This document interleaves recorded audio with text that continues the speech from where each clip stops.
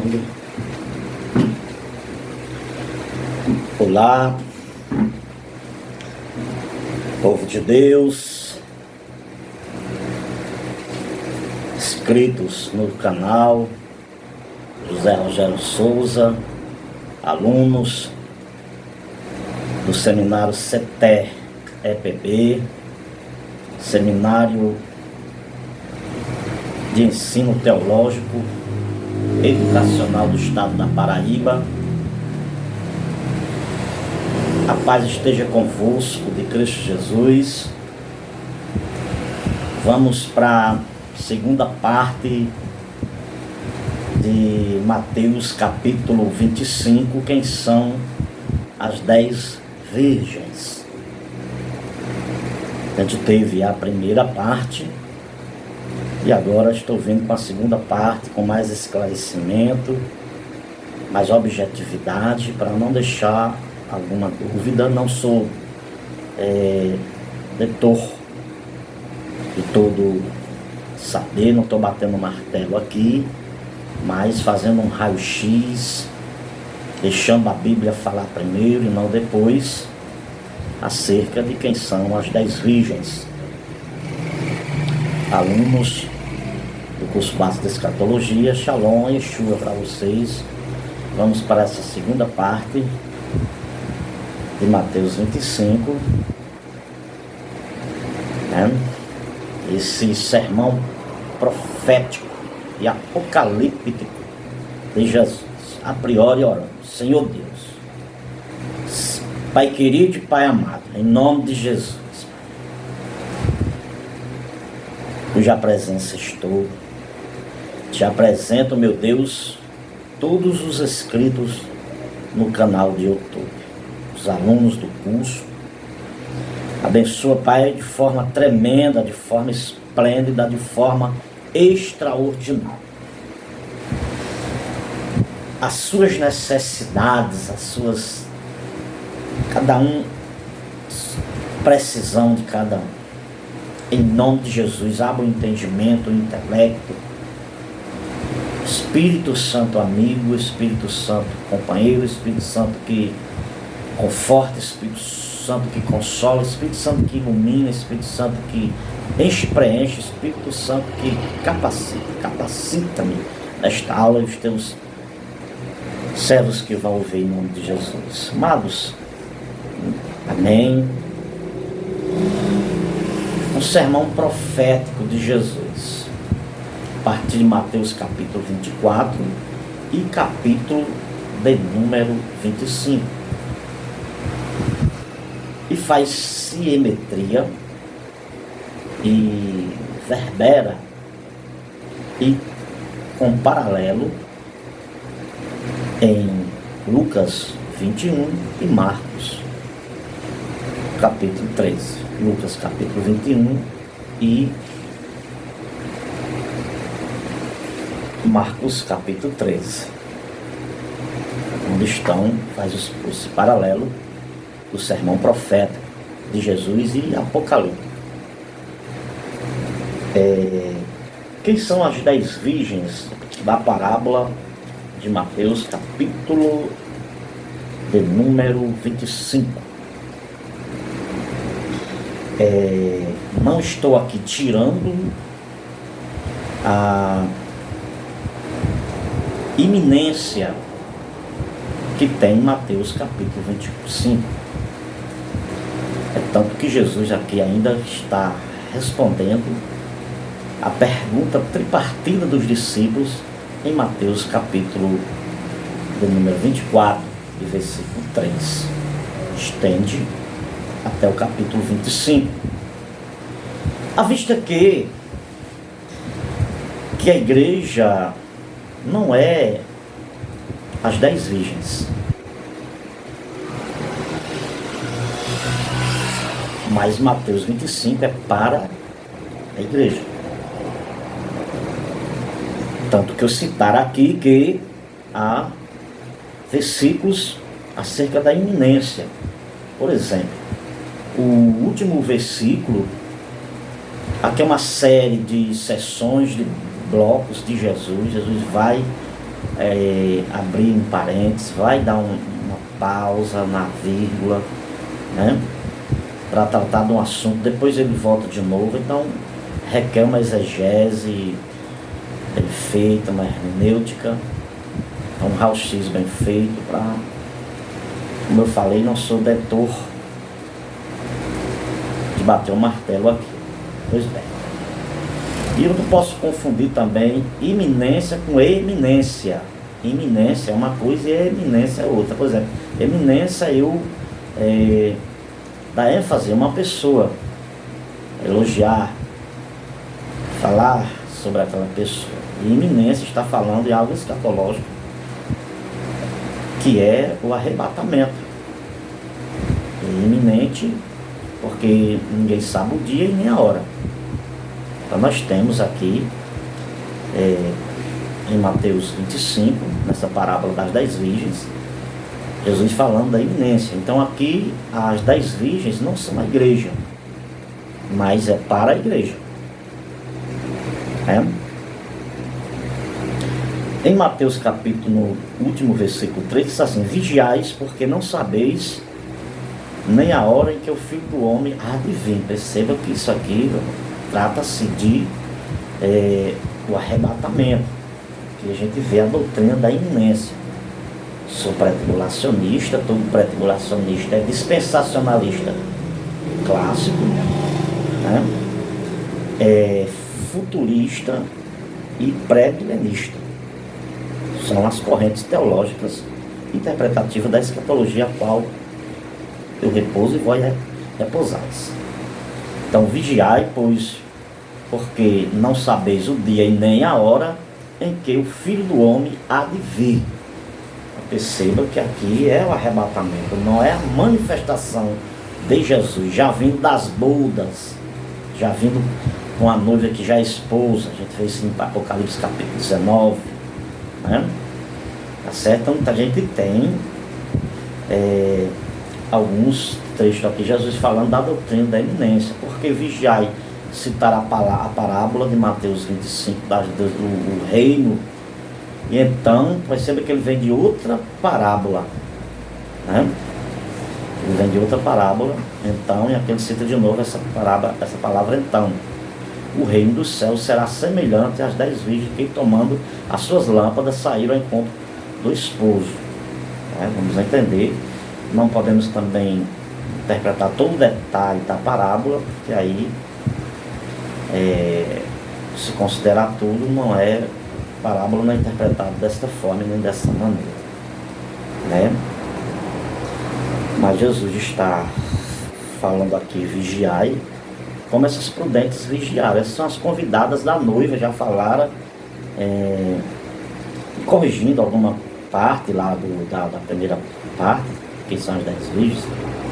O casamento judaico também acontece casamento e tem em seguida a festa, as bodas, como o nosso casamento aqui também, só tem a festa após o casamento, não existe festa pré-casamento ou antes do casamento. Agora tem a ceia do cordeiro, que a gente vai ver isso mais para frente, sem presencial, tá certo?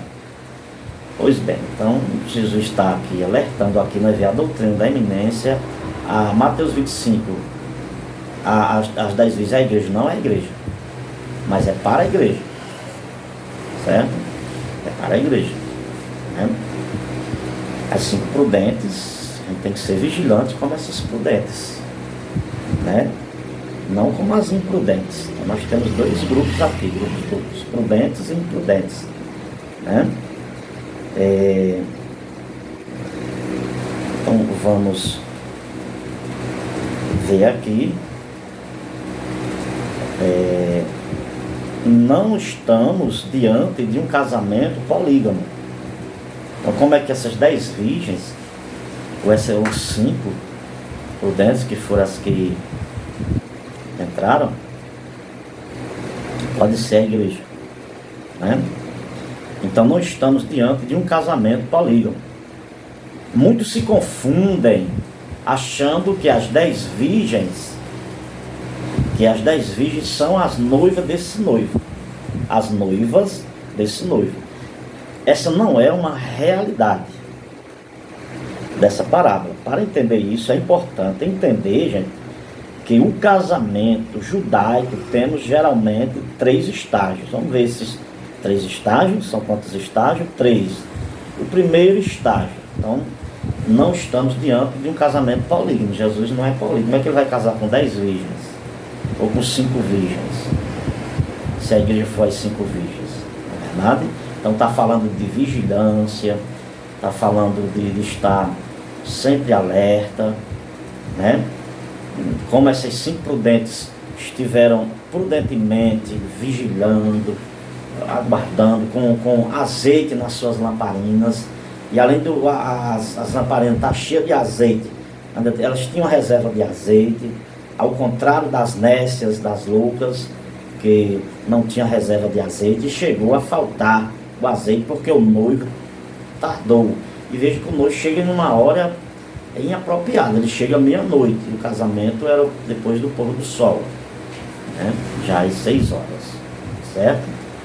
Então vamos para o primeiro estágio. O primeiro é o compromisso. Geralmente o acordo feito pelos pais do menino e da menina, prometendo um ao outro. Esse é o primeiro estágio. Eu falei como funcionava o pai, quem ia, e quem já marcava, já noivava. O noivado era como, a Bíblia não fala de namoro, a Bíblia fala de noivado e casamento, né?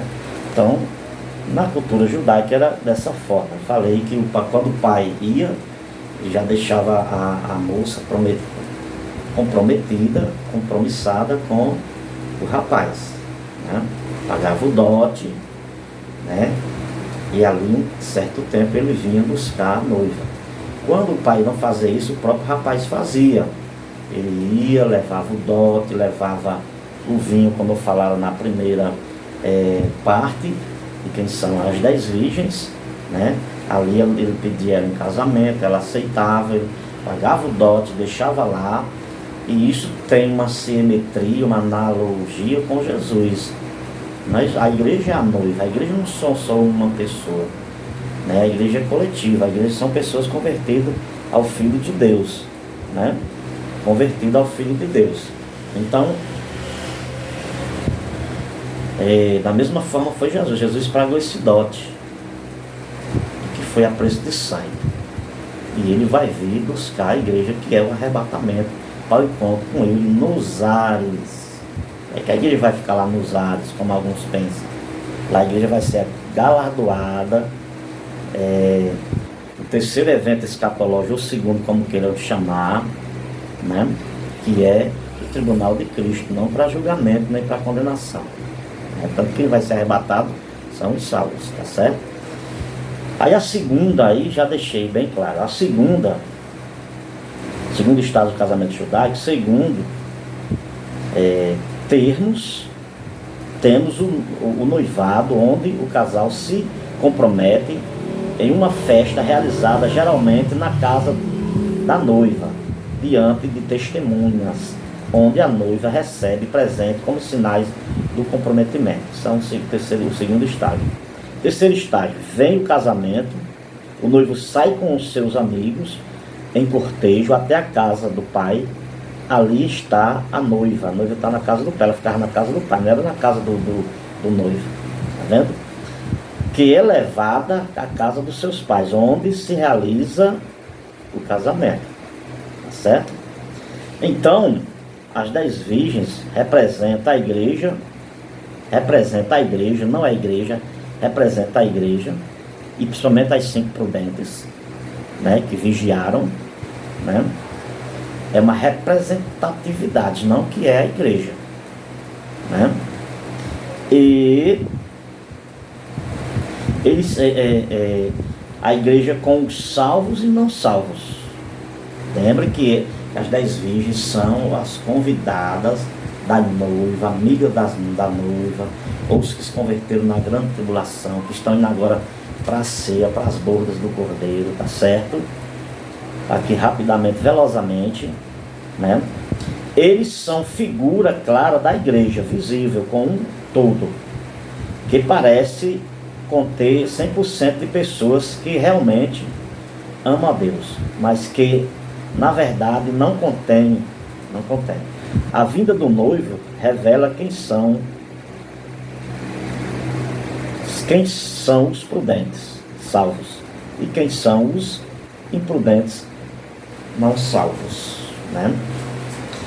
E quem não for arrebatado vai ficar para o período tribulacional.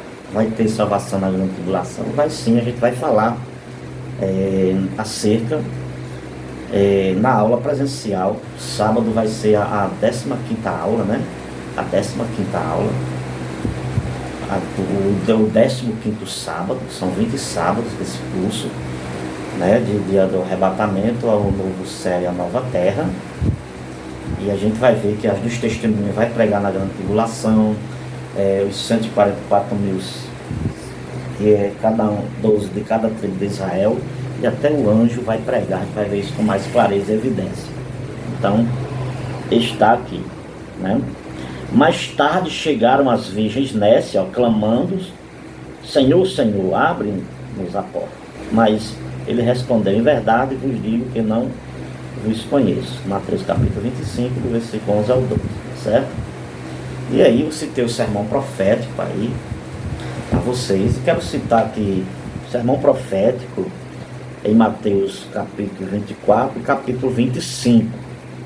Primeiro ponto, a introdução é do capítulo 23, Mateus ao versículo 38.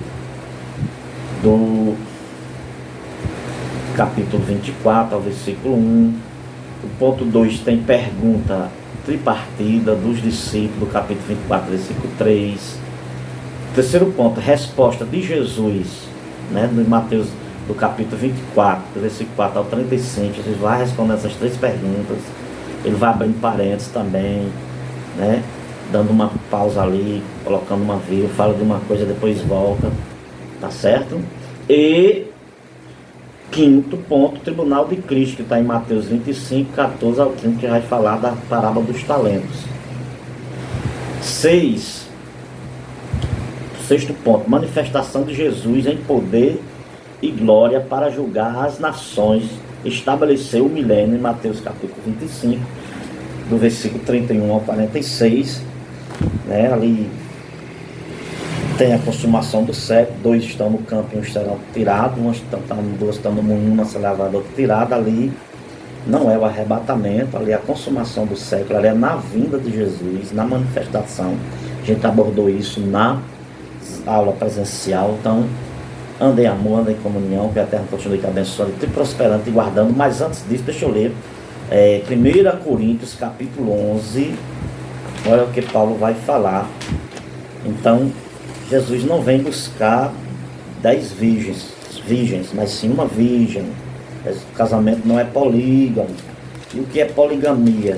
Pessoas, homem que tem mais de uma mulher, 2 ou 3 ou mais, chama-se poligamia. Deus permitiu a poligamia, né? Não, ele consentiu, mas teve. Por exemplo, Paulo vai dizer assim no versículo 2, 1 Coríntios capítulo 11, versículo 2. E louvo-vos, irmãos, porque em tudo vos lembrais de mim, e reterdes os preceitos, como vou-los entreguei. Mas quero que sabais que Cristo é a cabeça de todo varão, e o varão a cabeça da mulher, e Deus a cabeça de Cristo. Todo homem no capítulo, gente, é 2 Coríntios. Eu li aqui o texto errado, deixa eu corrigir aqui, tá certo? Deixa eu corrigir aqui para não ter erro. É 2 Coríntios capítulo 2. 2 Coríntios capítulo 11, versículo 2, tá certo? Não é 1 Coríntios capítulo 11 não, é 2 Coríntios capítulo 12, corrigindo aí, perdão, que está escrito: porque estou zeloso de vós, com zelo de Deus, porque vos tenho preparado para vos apresentar como uma virgem pura a um marido, a saber, Cristo.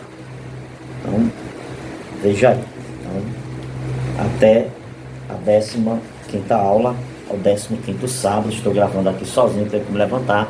A paz de todos vocês.